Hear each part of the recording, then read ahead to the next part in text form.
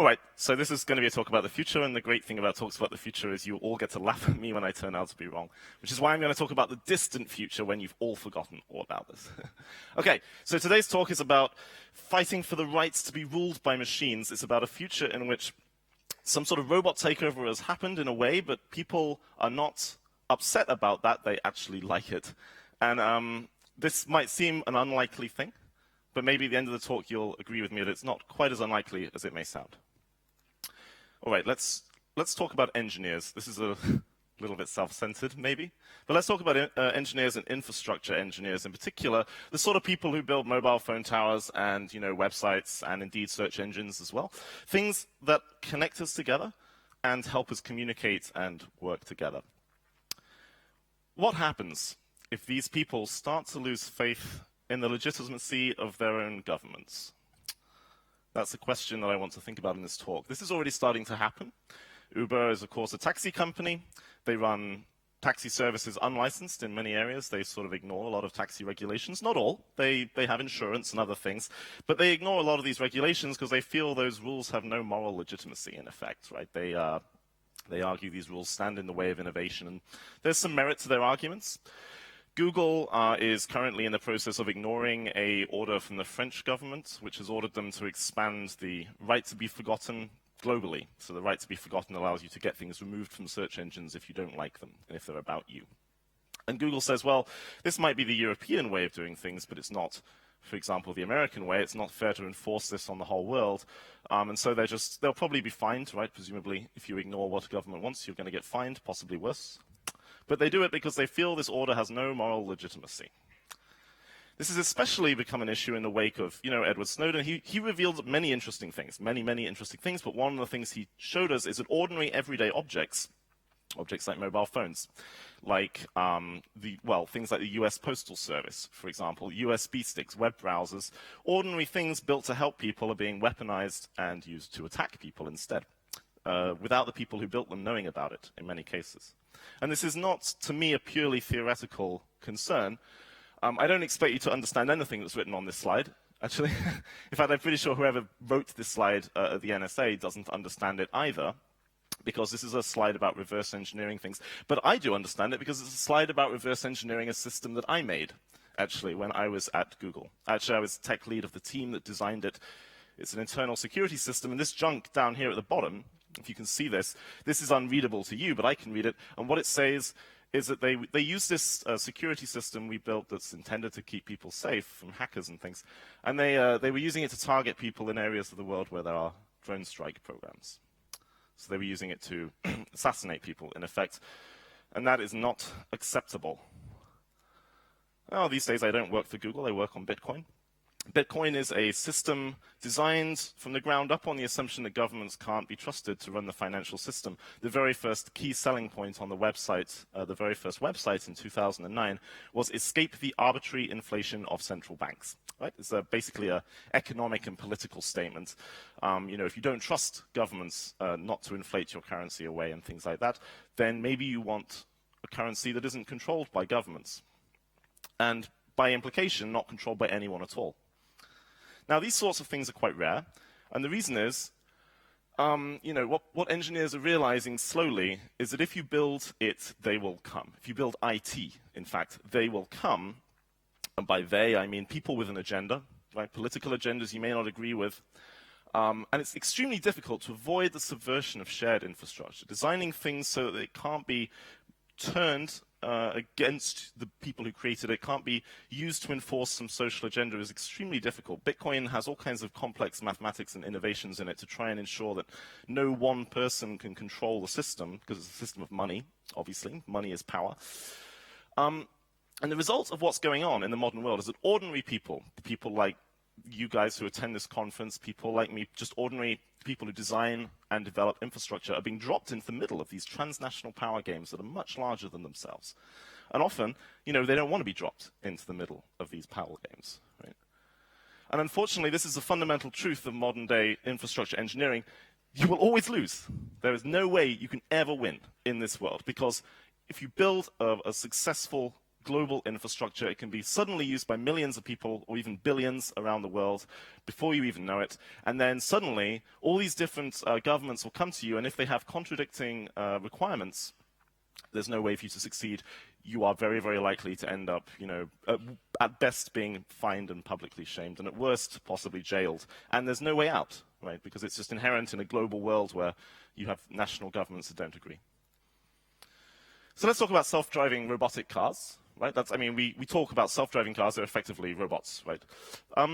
It's very, very likely that as this technology matures, it will be given to us, well, sold to us as a service. You won't buy a self-driving car yourself like we buy cars today.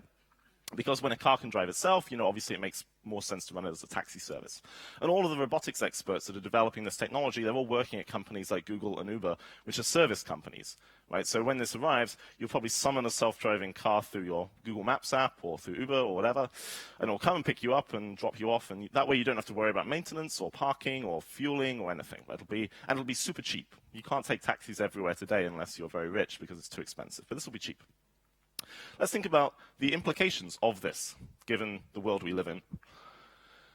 For example, this means that as this takes off, and if we assume this becomes a standard way people get around, the world's public transport infrastructure will very, very likely be centrally controlled from California, right? Because these cars, they need to phone home, they need to download high-resolution maps and other things. So it'll be controlled from California. And when Congress realizes this, what can we expect? I think we can, at minimum, expect blacklists of people who cannot be transported and blacklists of areas you can't go. We have this in the airline industry already. We have this in the banking industry already. Blacklists are very popular, and it stands to reason that the companies who run these services would be forced to do the same, because this is just the absolutely perfect extrajudicial form of punishment, right? If you want to throw someone in prison, there's lawyers, there's judges, there's appeals, there's rules of evidence, there's huge amount of stuff and of infrastructure built up around the prison system to stop it being abused. But when, if you can, instead of removing someone from society with a concrete box, you can remove society from the person by denying them access to the infrastructure, then that's not quite as inconvenient as being jailed, but the protections on it are way less. And in the ultimate extreme case, what happens if America decides it doesn't like your new, possibly democratically elected leader and goes to war? Well, trade sanctions probably will mean that all your cars stop running. At best. I think it would be reasonable to assume that. Possibly even people in those countries, if you don't control the car you're in, of course, it can just be driven off a cliff or into a wall at high speed, right? We already have things built by these companies with good intentions being turned into tools of assassination, right, as we just saw in these previous slides. So I think this is not unthinkable, actually, for things that can be done with self-driving cars. Now, the question is, how can we stop this, right? If you're someone who builds things, it's natural to think, how can I build things differently so this doesn't happen? And we're already seeing this. We're seeing new next-generation communication infrastructures being designed to remove power from those who built them. One quick example, Facebook is in the process of encrypting WhatsApp. Facebook owns WhatsApp, if you didn't know. And they're encrypting it so they can't read the messages people are sending to each other, right? The obvious implication of that, they can't respond to court orders asking for people's messages. Google and Apple are constantly being flamed by heads of, chief prosecutors and the head of the FBI and even prime ministers because they've encrypted Androids and iPhones such that they cannot themselves unlock these devices. Right, they're removing their own power over the infrastructure, and this is causing a huge upset, right? But how much further can we go? What can we do about self-driving cars, for example? Right? It's reasonable to think, what can we do next? Well, the key trick, the difficult challenge here is we need to program cars so they don't need any assistance from headquarters at all. Right? If they depend on the humans in these companies in California in any way, then effectively this infrastructure can be subverted and turned into some sort of weapon. For example, one obvious problem, if you try to do this, you immediately run into is if you're accepting credit card payments, then it doesn't really matter what you do because you can always be, forced to comply by having your payments cut off, right? The card companies, for example, won't process payments to WikiLeaks, even though they've done nothing illegal, because, well, just because, right? So if your vehicles are accepting payments with Bitcoin instead of with credit cards, you don't have this problem anymore, right? You're independent of those companies and their decisions. But if the money's still going to some kind of office and headquarters and then spent by people, it could be seized. So the next step is to say, well, maybe the vehicles themselves can be upgraded to keep the Bitcoin they earn and then use it to pay humans directly, and the money never even leaves the car, goes in the car, and then it comes out. And those vehicles, those robots, are programmed to find humans who can help them and buy services off them. Right? So you can imagine a robotic car that knows how to find mechanics and pay them, that knows how to get refueled, that knows how to find people who will help it, right? Maybe it's going to have a smiley face on the front so people feel more inclined to help the robot. And of course, this implies if the money is circulating straight through the robot and back out into the economy, then they can make profits and losses, can they not? Yes, I think they can. What does it mean for a robot to make a loss at its own business? Well, maybe like with people, if people are making an economic loss, they migrate, right? And we can imagine like waves of self-driving cars migrating across Europe in search of work from economically depressed places to rich places. And then, maybe the local cars are like, oh, well, these immigrant cars, well, they're taking all my jobs, And then the whole thing can just like optimize itself, right? And, if they run out of fuel, of course, they can die, right? Or if they break and they can't afford repair, then they presumably just stop by the side of the road and become available for salvage. And then if they can make a loss, they can make a profit. And what do people do when they make profits? Well, they have babies. And we can imagine these cars, probably one car can't make enough profit to buy another from the factory, but if they pool together in kind of robot families, right, and they pool their profits, then they've got enough money, they can do a kind of automated crowdfund, send the money to the factory, a new car rolls off the production line, it's programmed by its parents, and off it goes. It starts out life with a birth loan, right, or birth debt, you can imagine, and eventually it's paid off its parents, and it becomes an autonomous part of the autonomous economy. All right, so we've got a plan for how to solve this problem with self-driving cars. This is, of course, a lot of programming, but it doesn't rely on strong AI or any other advanced AI technologies. It's just regular programming, actually. It's something that someone could build if they were determined enough today. Let's think about what other kinds of infrastructure we can apply this idea to. Right, mobile phones. Mobile phones are frequently used as a way of targeting missiles too. That seems bad. But even if you think about stable Western countries, like the Sweden or the UK or America, you can do all kinds of nasty things with mobile phone metadata. For example, to use an example that's no longer a hot topic or controversial in our societies, you could design an algorithm to automatically identify every sexually active homosexual person in a country, right? And this is, of course, no longer a crime in our countries, although this changed relatively recently. But in countries like, maybe Saudi Arabia, Russia, places where it's still a problem, the ability to algorithmically identify all these people, and I'm afraid in 20 minutes I don't have time to explain this algorithm to you, but you can come and ask me afterwards if you're curious about the details. You just have to trust me that I work with big data technologies in my old job, and I know what can be done with them. So, it would be nice if we had a kind of mobile phone infrastructure, internet infrastructure, that was maybe less easy to control by governments. And Google and Facebook are working on one of these. I mean, not for expressly political reasons, but this is a balloon that flies very high in the atmosphere, above where planes fly, and this is a cell tower on the bottom. It points straight down. It's a floating cell tower.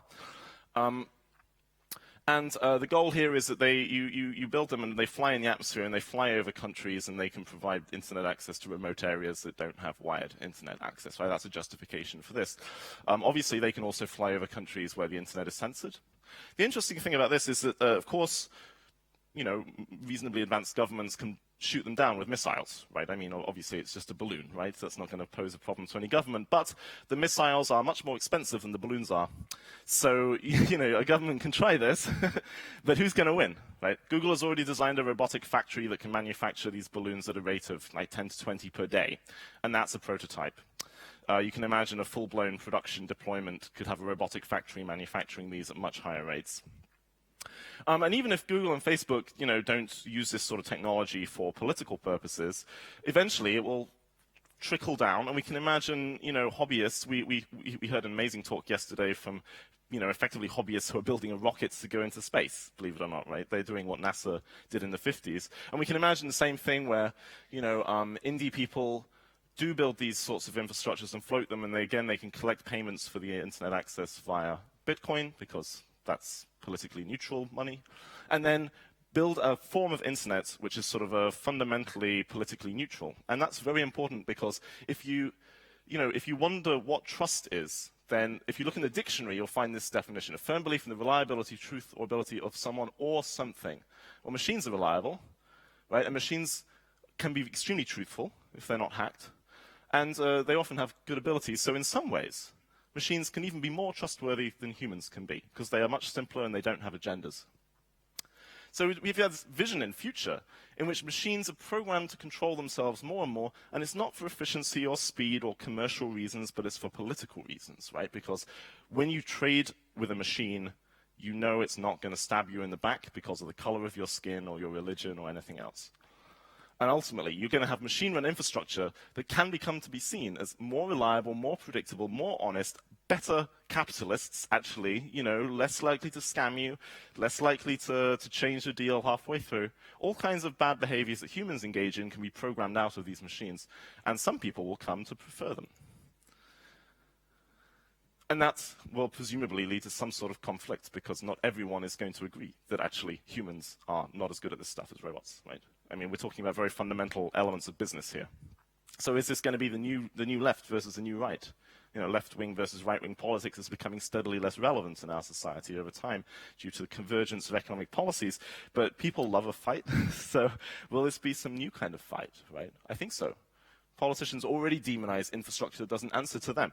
In the UK, there was a case a couple of years ago of a murder on a street. It was motivated. It was an attack on a soldier, and the people who did it were Muslim, and they said they stayed around after this sort of knife attack, and they said, we're doing this because of the war in Afghanistan and wars against Muslims.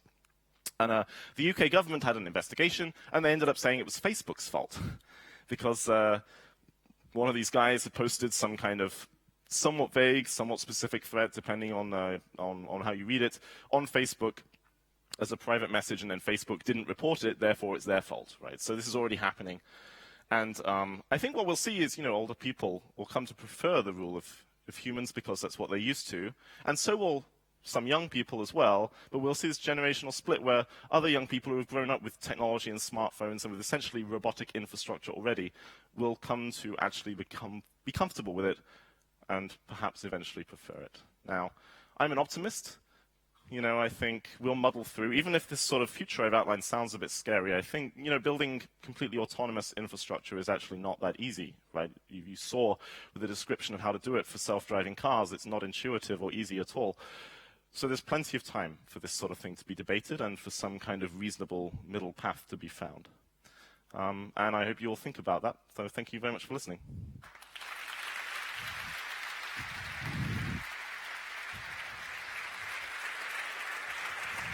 Thank you very much, Mike. And Kate is joining us again for a Q&A. I have so many questions, man. I have so many questions to the both of you, and I'm sure so does the room, so I'll just ask you some, and then we'll let the audience in. Come into the light. There we are. I just want to say that I'm totally going to be a robot con artist when I grow up and trick the robot cars into thinking I can repair them and then scrap them for parts. Yeah, right.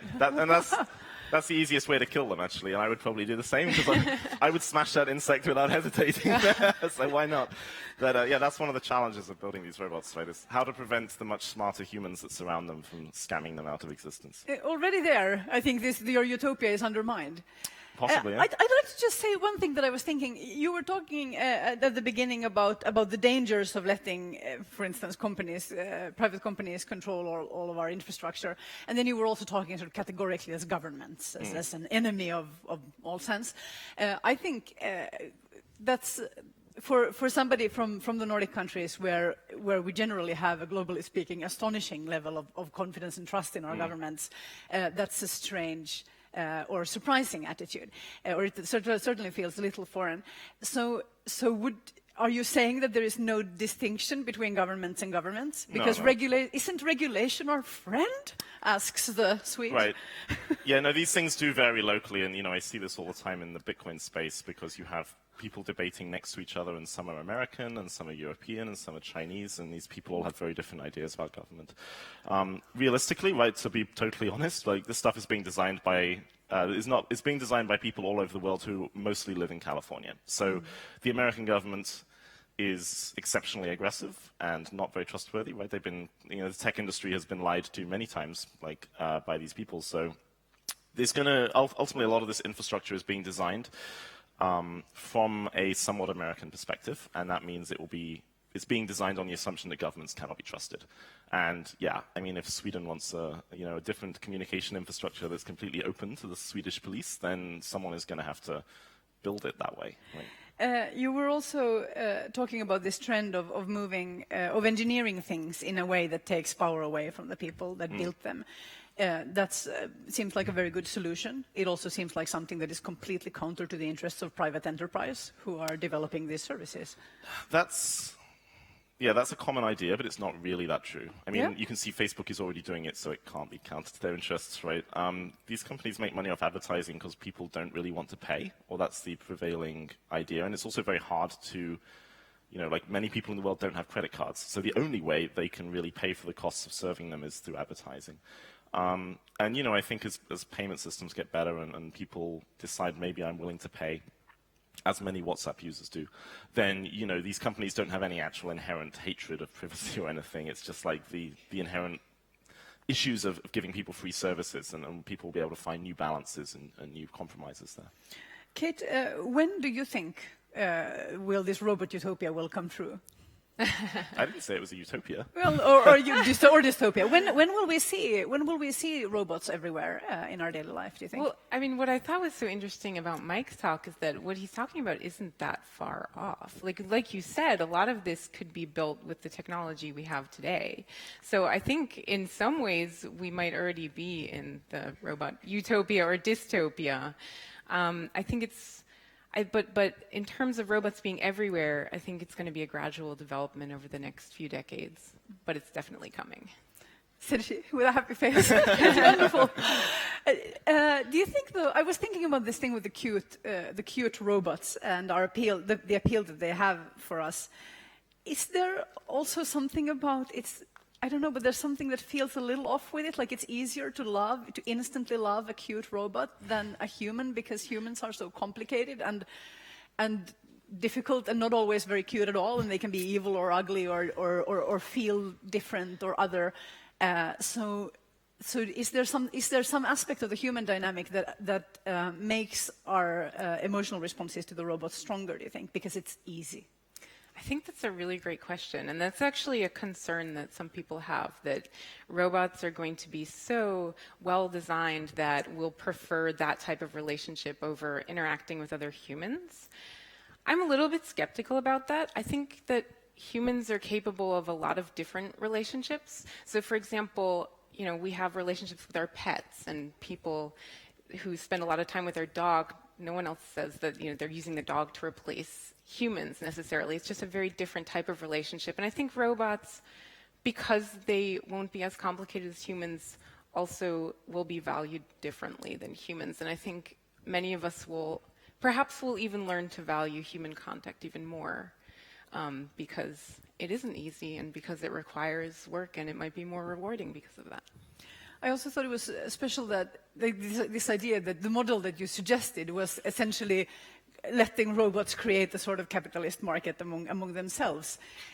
Historically in science fiction, we've certainly had this idea that of a completely different vision, a setup where we say, okay, but let's make robots that can do all of these things, but let's place them in a sort of service relationship where they are helpers of humanity rather than independent operators in a market, or equal operators in some sense in a marketplace with human counterparts. Why do you make that choice, or do you think that's what's going to happen? Well, I mean, that would be the ideal, right? I mean, like I said, setting up these robots so they can trade with each other is very complicated and a lot of work that would be nice to avoid, to be honest. But the problem is, what you're seeing is like these infrastructures are so huge. They, like I routinely worked on products at Google that had 1 billion users, right? And the power that concentrates in a small space, even though the people I worked with didn't really have much of an agenda, they just wanted to like launch their latest redesign of the UI or whatever. You concentrate so much power in one place and everyone starts fighting over it. Everyone who does have these more complex agendas starts fighting. And I don't know how to solve that, right? I mean, it's sort of a natural technological trend is to have these big services with lots of users. So if you don't design them in that way, you end up in you can easily end up in some kind of dystopia that just looks different. Yeah. Okay, let's take questions from the audience. We have one right here, and do we have, what's our mic situation? It's right there. Yeah, let's bring one down down here. So, Carl, please raise your hand properly so they can find you. And we'll see what we do. If it's impossible to get you a microphone, we'll just repeat the question. But now, there you go. Hi, thank you both for two nice talks. So my question is, I'm over here. Your position on AI. There's been a lot of talk over the past year on AI and researchers calling upon the stopping of autonomous weapon systems, getting AI, etc. Could you elaborate on that, on both your perspectives, please? You first. I actually, well, it's true. It's gotten a lot of hype recently. And again, what I appreciated so much about Mike's perspective is that I think instead of freaking out about superintelligence and AI and like artificial intelligence becoming self-aware, I think we have a few issues that are more immediate and much, much more important that people are not thinking about. And that's private interests, government interests, corporations and their incentives. And so I wish that we could focus more on the immediate issues and less on the AI hype. I don't know what you're... Yeah, no, I agree. I mean, I think it's a bit of a distraction. I've been a bit puzzled by all these people popping up being like, oh my God, Terminator's about to come true. If you look at the AIs that are out there, they don't usually have any capacity to like make independent decisions. They are at most answering questions. And I think the most interesting, like the most dangerous thing I've seen any AI actually do is answer questions too truthfully for the people who were asking them. There was one AI experiment I encountered where they were doing research on question answering, like by reading the internet. So they made a machine that read the internet and then answered questions based on what it found. And they wanted to launch it as a commercial product. But the problem is they kept finding questions like, someone would say, who is George Bush? And the machine would answer, George Bush is a former US president and notorious war criminal. Because the internet is full of web pages that say this, and there are none that really disagree. But, you can't say that if you're a commercial product. It's just, we have this whole body of like culturally taboo answers. And then they kept finding cases like this where the machine was holding up a mirror to humanity and people didn't like what they saw. So, that's the kind of danger maybe we need more of. Yes, there's a question right there.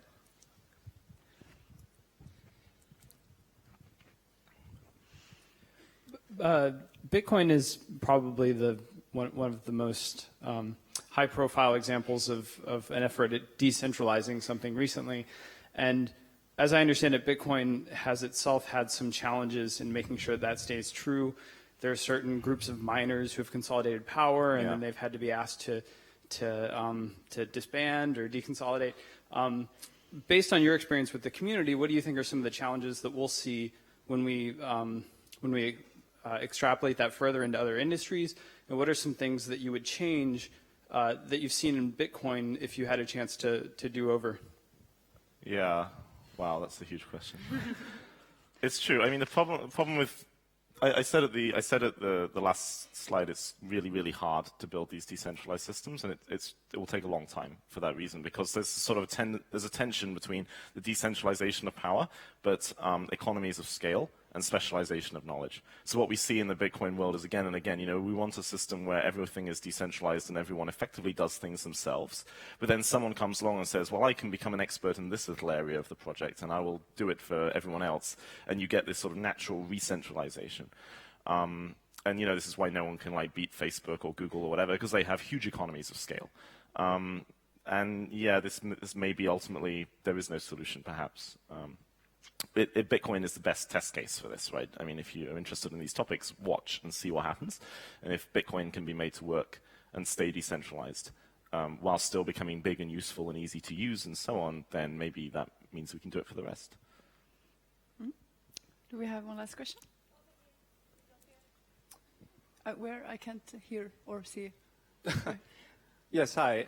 So I'm wondering if you could comment, this may be a question more for Mike, perhaps, but I wonder if you can comment on your idea of decentralization, but as it relates to the sort of traditional public goods, in healthcare or in water treatment or environment or food and drug regulation. I'm curious how that way of thinking sort of extrapolates. It's easy to think about transportation, but I think it's difficult to look at other parts of government that I think traditionally do very well, that don't necessarily answer to, free market principles or whatever. And, you know, if you take the American approach, I feel like maybe a follow-on question is, something happens, we inevitably create a new agency that sort of regulates that. So maybe it's something that manages the transition from a centralized government to more of a decentralized government over the next 100 years. So general comments, perhaps it applies to both, but I'm curious what you think in relation to that. Do you have any thoughts on that, Kate? That's totally a question for you, I think. Yeah, I mean, you know, governments are very big and very different and do many things. Like, if you look at the NHS in the UK, like the health service in the UK, where I was born, it's huge, right? It's incredibly centralized and absolutely massive, but it doesn't really have any agenda beyond making people better, so no one worries about that. You know, people argue around, is it efficient or not? But no one really worries about, like, abuse of the NHS, right? On the other hand, you know, you can get very tiny government departments. If you look at OFAC in the United States, OFAC is the small department of inside the Treasury that manages trade sanctions. And, you know, if you search for this topic, you'll find, like, huge numbers of people worried about, you know, their abuses of power, basically, right? So I don't think you can, like, say all areas of government we have to worry about this stuff, right? It's mostly the fairly small parts that are to do with the rule of law and enforcement of law and things where you have to really watch. And then, yeah, for things like, can you provision them differently? If you look at crowdfunding, I think that's a really neat way to do that. And I've written a decentralized crowdfunding app for Bitcoin, as was said at the start. I'd like to do a little polling in the room before I let you go. Who of you today has a robot at home? Okay, so this is a clue of this pretty future-oriented crowd. Who of you would like to have a robot in your home? Okay, I can't judge. What's that, like 3/4 at least? Who of you would like to have a robot in your home and would feel comfortable depending on it for your day-to-day life? Like you do with your smartphone today, let's say. I forgot the vote. I don't know what my opinions are. Yes, I guess. Yeah? Okay, interesting. Who of you would like to have a robot in your home and would feel comfortable depending on it for your individual survival? Yeah. Like one hand in the room. Okay, so that was interesting. Kate, does this tell you something? What does this tell us? Where is that everyone's seen Battlestar Galactica? Yeah. So it's not about, it doesn't tell us anything about robots, it only tells us something about pop culture, is that what you say? Well, it tells us something about technology, right? And with any new technical development, I think a lot of people are excited about the use that it brings, but I think we're a little reluctant to rely completely on it, and I think that's right to be a little bit cautious about that. Very good. Thank you so much. Kate Darling and Mike Hearn. Thank you.